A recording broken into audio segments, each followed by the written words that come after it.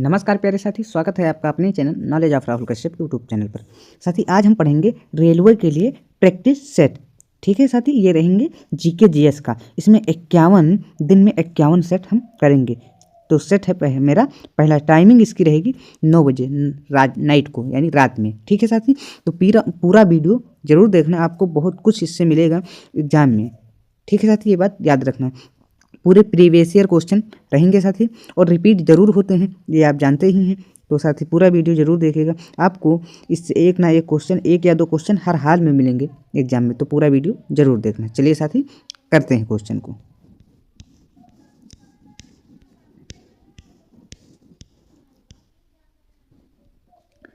निम्नलिखित में से कौन सा काल पुरासरण काल के बाद का है, बताइए। मध्यपाषाण या ताम्रपाषाण, नवपाषाण, लोह युग, बताइएगा इसका राइट आंसर। ये 2024 का आरपीएफ एसआई का क्वेश्चन है, बताइएगा इसका राइट आंसर बताने का प्रयास करिएगा। इसका राइट आंसर होगा साथी ऑप्शन ए। चलिए साथी हम आगे चलते हैं, जल्दी जल्दी करेंगे, तो पूरा वीडियो जरूर देखना, आपको बहुत कुछ इससे मिलेगा। पाषाण काल का सही क्रम पुरापाषाण, मध्यपाषाण, नवपाषाण। ठीक है साथी, सही क्रम है। ठीक है साथी, मध्यपाषाण काल को संक्रमण काल कहा जाता है। इस काल में पत्थर के औजार बहुत छोटे होते थे, इन्हें माइक्रोलिथ कहा जाता है। ठीक है साथी, ये बात याद रखना। तो चलिए हम अगला क्वेश्चन करते हैं साथी। दूसरा क्वेश्चन नहीं है इसमें, तीसरा आ गया है, तो चलिए हम कर लेते हैं तीसरा ही। भारतीय राष्ट्रीय कांग्रेस के पहले यूरोपीय अध्यक्ष कौन थे, बताइएगा, बताने का प्रयास करिएगा। एनी बेसेंट या जॉर्ज ह्यूले या अल्फ्रेड वेब या A.O. ह्यूम, बताइएगा। ये एनटीपीसी 2021 का क्वेश्चन है साथी। पूरा प्रीवियस ईयर क्वेश्चन रहेंगे, क्वेश्चन रिपीट जरूर होते हैं, ये बात याद रखना। तो पूरा वीडियो जरूर देखना। हाँ साथी, अगर आपको इस वीडियो से आपको कुछ सीखने को मिले तो हमारे चैनल को लाइक भी करना, सब्सक्राइब भी करना। ठीक है साथी, वीडियो को लाइक करना और चैनल को सब्सक्राइब करना। तो चलिए साथी क्वेश्चन का आंसर बताओ, तो बताने का प्रयास करिए। चलो साथी अब हम बताते हैं, इसका राइट ऑप्शन सी हो जाएगा। ठीक है साथी, तो चलिए हम आगे चलते हैं।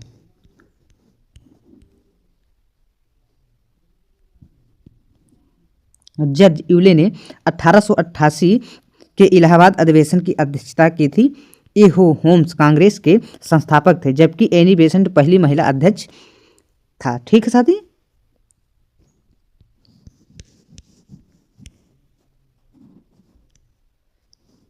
देखो साथी आरपीएफ का क्वेश्चन, ये कांस्टेबल का क्वेश्चन है 2025 का। देखो साथी नए नए क्वेश्चन हम आपके लिए ला रहे हैं, ये बात याद रखना चाहिए साथी। ठीक है साथी, तो याद जरूर रखना, आपको बहुत अच्छे अच्छे लेवल के क्वेश्चन मिलेंगे।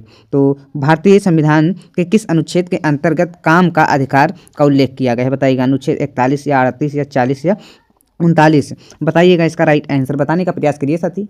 तो बताइएगा, तो इसका राइट आंसर हो जाएगा 41, यानी सही ऑप्शन ए एकदम राइट होगा। ठीक है साथी, तो हम आगे चलते हैं।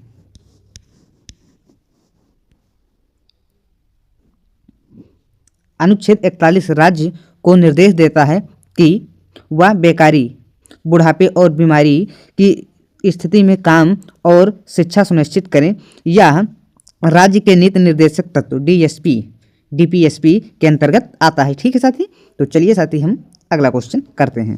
साथी जहां ना समझ में आए कमेंट जरूर करना। ठीक है साथी, तो देखते हैं अगला क्वेश्चन, यानी 5 नंबर क्वेश्चन। निःशुल्क कानूनी सहायता भारतीय संविधान के किस भाग का हिस्सा है? मौलिक कर्तव्य, मौलिक अधिकार, निर्देशांक, सिद्धांत या उद्देश्य का। ये एनटीपीसी का 2025 का क्वेश्चन है साथी, ये बात याद रखना। नए नए क्वेश्चन भी ला रहे हैं, ये बात याद रखना। पूरे प्रीवियस ईयर क्वेश्चन है, पूछे जरूर जाते हैं, ये बात याद रखना, रिवाइज भी होते हैं। ठीक है साथी, तो इसका राइट आंसर बताने का प्रयास करिएगा, बताइएगा। तो इसका राइट आंसर हो जाएगा ऑप्शन सी, निर्देशांक, सिद्धांत। ठीक है साथी, तो चलिए हम आगे चलते हैं।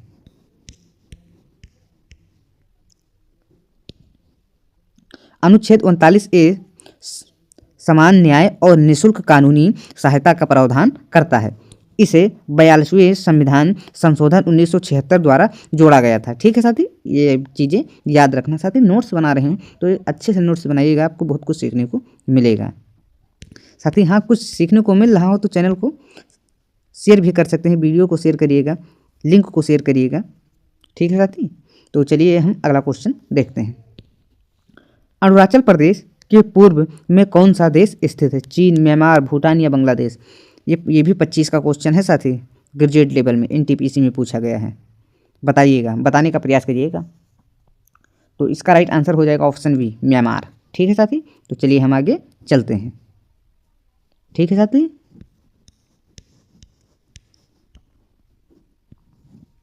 अरुणाचल प्रदेश भारत का सबसे पूर्वी राज्य है। इसके पूर्व में म्यांमार, उत्तर में चीन और पश्चिम में भूटान स्थित है। ठीक है साथी, तो एकदम अच्छे से देखिएगा साथी, एक क्वेश्चन में आपको 2 पॉइंट जरूर मिलेंगे, ये बात याद रखना। ठीक है साथी, 2 पॉइंट आपको जरूर मिलेंगे। तो 20 क्वेश्चन हैं, तो 20 में अगर 2 मिल रहे हैं यानी 40 आराम से चीज़ें आपको एक वीडियो में मिलेगी। कितनी देर में? खाली 20 ही मिनट में, मात्र 20 मिनट में। ठीक है साथी, तो ये बात याद रखना। तो चलिए हम आगे चलते हैं।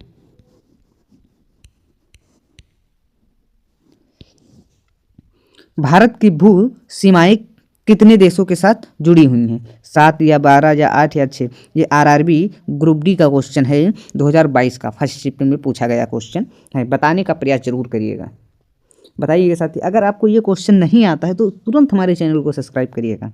अगर ये ना आता हो तो सब्सक्राइब जरूर करिएगा ऐसे ही वीडियो देखने के लिए। हाँ साथी, ये क्लास कितने बजे चलती है? 9 PM। ठीक है साथी, कितने बजे चलती है? 9 PM पे। कितने बजे? 9 PM पे। अगर आपको SSC के लिए GK GS पढ़ना है तो आपको 7 PM आना होगा हमारे चैनल पर। ठीक है साथी, उसके लिए भी चलती है। चलिए साथी, हम क्वेश्चन को देखते हैं आगे। ठीक है साथी, तो इसका राइट आंसर हो जाएगा ऑप्शन ए यानी 7 सही होगा। ठीक है साथी, तो हम आगे चलते हैं। ठीक है साथी, देखो साथी, भारत अपनी थल सीमा 7 देशों से, देखो बांग्लादेश 1 नंबर, चीन दूसरा है, पाकिस्तान 3 नंबर पे है। ठीक है, इसी तरह देखिए 1 2 3 करके बांग्लादेश हो गया, चीन हो गया, पाकिस्तान हो गया, नेपाल हो गया, म्यांमार हो गया, भूटान और अफगानिस्तान के साथ साझा करता है। सबसे लंबी सीमा बांग्लादेश के साथ, ये बात याद रखना है। ठीक है साथी, तो चलिए हम अगले क्वेश्चन पर चलते हैं। साथी, वीडियो को लाइक करिएगा अगर कुछ आपको सीखने को मिल रहा हो तो, और कमेंट में ज़रूर बताना कि क्लास कैसी रहती है। चलिए साथी, 8 नंबर क्वेश्चन को देखते हैं। भारत का सबसे उत्तरी बिंदु किस क्षेत्र में स्थित है? हिमाचल प्रदेश, उत्तराखंड, लद्दाख या जम्मू में? बताइएगा, बताने का प्रयास करिएगा। ये भी कांस्टेबल का क्वेश्चन है, RPF का 2025 में पूछा गया, यानी रिसेंटली जल्दी ही पूछा गया क्वेश्चन है। बताने का प्रयास करिएगा। तो बताइएगा साथी इसका राइट आंसर, तो राइट आंसर ऑप्शन सी हो जाएगा। ठीक है साथी, तो चलिए हम आगे चलते हैं। भारत का सबसे उत्तरी बिंदु इंदिरा कोल है। जम्मू कश्मीर के विभाजन के बाद अब यह लद्दाख केंद्र शासित प्रदेश में आता है। ठीक है साथी, तो ये चीज़ें याद रखनी चाहिए आपको, आपसे कभी भी पूछा जा सकता है। देखो साथी, पूरे नए नए क्वेश्चन हम लेकर आ रहे हैं, ये बात याद रखना। तो चैनल को सब्सक्राइब जरूर करना साथी। अगर और साथी लोग आपकी तैयारी कर रहे हैं तो उनके पास वीडियो शेयर जरूर करना। ठीक है साथी, तो चलिए हम आगे क्वेश्चन करते हैं। 9 नंबर, राज्य भाषा आयोग भारतीय संविधान के किस अनुच्छेद द्वारा शासित होता है? बताइएगा, अनुच्छेद 342, 346, 345 या 344? बताने का प्रयास करिएगा। बताइएगा साथी, बताइएगा, करिएगा। अगर नहीं आता है तो रुकिए, हम बता रहे हैं आपको। तो इसका राइट आंसर हो जाएगा ऑप्शन डी, 344। ठीक है साथी, चलिए हम आगे चलते हैं। अनुच्छेद 344 राष्ट्रपति को राज्यसभा आयोग गठित करने की शक्ति देता है। प्रथम राजभाषा आयोग 1955 में जीबी खेर की अध्यक्षता में बना था। ये जो बना था ये 1955 में जीबी खेर की अध्यक्षता में बना था। ठीक है साथी, तो चलिए हम आगे चलते हैं।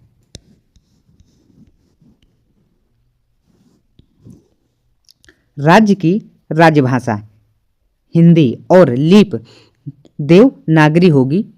यह किस अनुच्छेद में है? अनुच्छेद 343 1 यानी 395, 51A, 80। बताइएगा, इसका राइट आंसर बताने का प्रयास करिए। ग्रुप डी का क्वेश्चन है, ये बात याद रखना। बताइएगा साथी, बताने का प्रयास करिएगा इसको भी। बताइएगा। तो इसका राइट आंसर साथी हो जाएगा ऑप्शन ए। ठीक है साथी, तो चलिए हम आगे चलते हैं। अनुच्छेद 343(1) के अनुसार भारतीय संघ की आधिकारिक भाषा हिंदी और लिपि देवनागरी है। ठीक है साथी, तो चलिए हम आगे चलते हैं। यानी हमारे बताइएगा, इसका राइट आंसर बताने का प्रयास करिएगा। गैस, धूल और अरबों सितारों का एक विशाल यंत्र कहलाता है। प्रधान, गंगा, आकाश गंगा, नक्षत्र या विश्व। बताइएगा, इसका राइट आंसर बताने का प्रयास जरूर करिएगा। बताइए साथी। तो इसका राइट आंसर हो जाएगा ऑप्शन बी, आकाश गंगा। तो चलिए हम आगे देखते हैं। कहाँ गया भाई, ये बहुत बड़ा हो गया।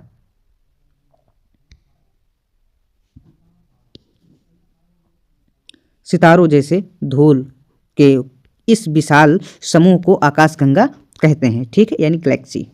हमारी पृथ्वी मिल्की वे नामक आकाशगंगा का हिस्सा है। ठीक है साथी, तो चलिए हम अगला क्वेश्चन करते हैं।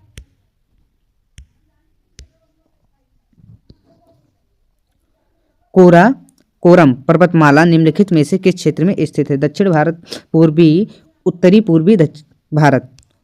भारत, पूर्वी भारत। बताइएगा, 2025 का क्वेश्चन है, बताने का प्रयास करिएगा साथी। बताइए। तो इसका राइट आंसर ऑप्शन सी होगा, उत्तरी भारत। ठीक है साथी, तो चलिए हम आगे को चलते हैं।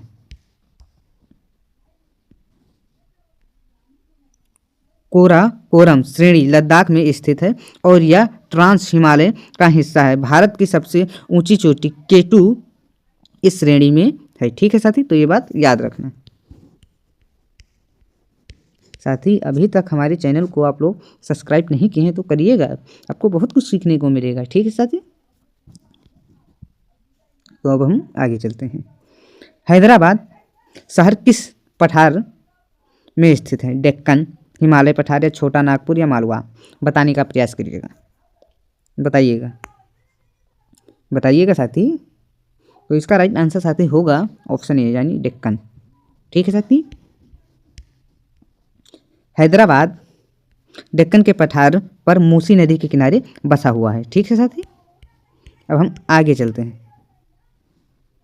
ये 2019 जेईई का क्वेश्चन है। देखो साथी, हर रेलवे में हर जगह से क्वेश्चन है, ये बात याद रखना। गोमती और यमुना नदी किसकी सहायक नदी हैं? बताइएगा। महानदी, गोदावरी, कृष्ण या गंगा। बताने का प्रयास करिएगा। तो हमारे हिसाब से ये हो जाएगा ऑप्शन डी। ठीक है, तो बताइएगा। ठीक, हमने बता दिया आपसे पहले ही। तो चलिए आगे हम चलते हैं। यमुना गंगा की सबसे बड़ी सहायक नदी है। गोमती नदी उत्तर प्रदेश के पीलीभीत से निकलती है और वाराणसी के पास गंगा में मिल जाती है। ठीक है साथी, देखो हम आपको कुछ ना कुछ नया जरूर लेकर आ रहे हैं। तो भाई, आप लोग चैनल को सब्सक्राइब नहीं कर रहे हैं, वीडियो को लाइक नहीं कर रहे हैं और वीडियो शेयर नहीं कर रहे हैं, ये सब गलत बात है ना, तो करिएगा ज़रूर आप लोग।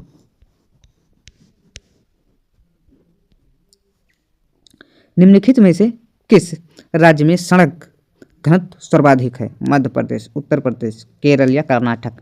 बताइएगा, ये बताइएगा साथी। तो इसका राइट आंसर हो जाएगा ऑप्शन क्या होगा? सी। चलिए साथी, हम आगे चलते हैं। दिए गए विकल्पों में केरल में सड़क घनत्व सबसे अधिक है। छोटे क्षेत्रफल और विकसित बुनियादी ढांचे के कारण यहाँ प्रति 100 वर्ग किलोमीटर पर सड़कें की लंबाई अधिक है। ठीक है साथी, तो ये बात याद रखना है। तो चलिए हम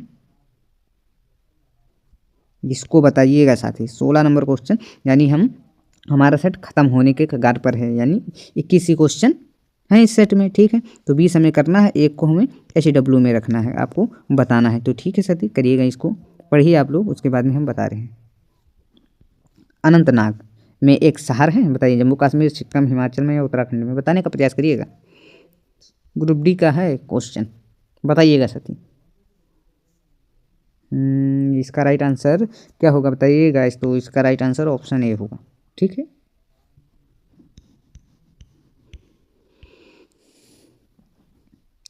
अनंतनाग कश्मीर घाटी की का एक प्रमुख जिला और धार्मिक पर्यटन का केंद्र है। ठीक है साथी, तो हम आगे चलते हैं। देखो जेई का क्वेश्चन है, ये बात याद रख।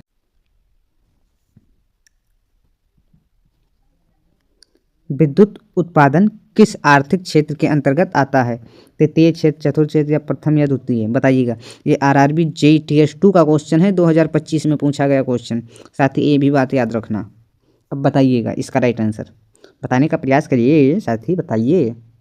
इतने अच्छे अच्छे लेवल के क्वेश्चन हैं, बताइए साथी। तो चलो हम बताते हैं। तो इसका राइट आंसर ऑप्शन डी होगा। ठीक है साथी, द्वितीय। चलिए हम आगे देखते हैं इसका राइट आंसर।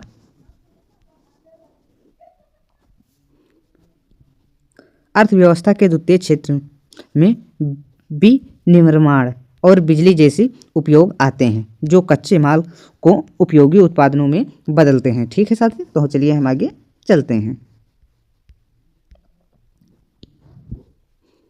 200 के नोट में कितने कोणीय ब्लीड लाइनें होती हैं? बताइएगा।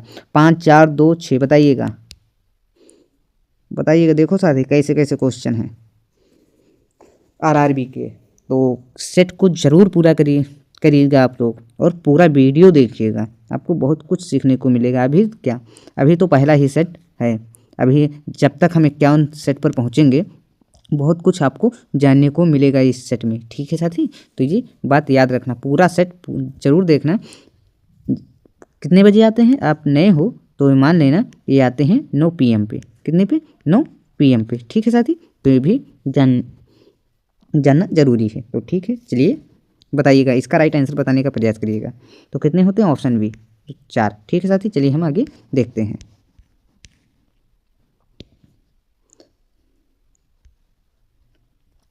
देखो साथी कितने होते हैं? 200 के नोट पर कितनी लाइनें होती? 4 लाइनें होती हैं। ठीक है साथी, तो चलिए हम आगे चलते हैं।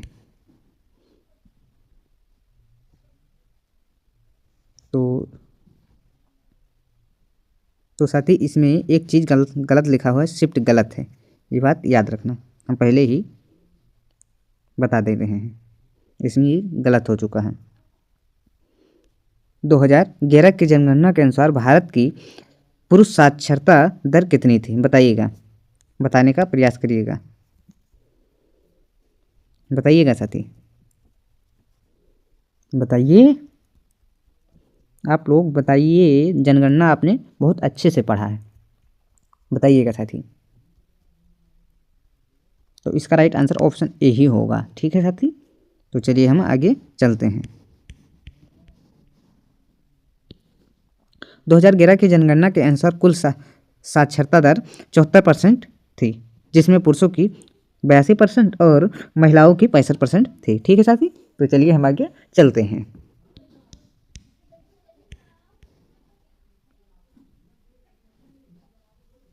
सामर्थ्य योजना केंद्र सरकार के किस मंत्रालय द्वारा संचालित है? श्रम, वस्त्र, रक्षा या विद्युत? बताइएगा, बताने का प्रयास जरूर करिएगा आप लोग। तो बताइएगा, यानी हो जाएगा कपड़ा भी। ठीक है, वस्त्र। ठीक है साथी, तो चलिए हम आगे चलते हैं।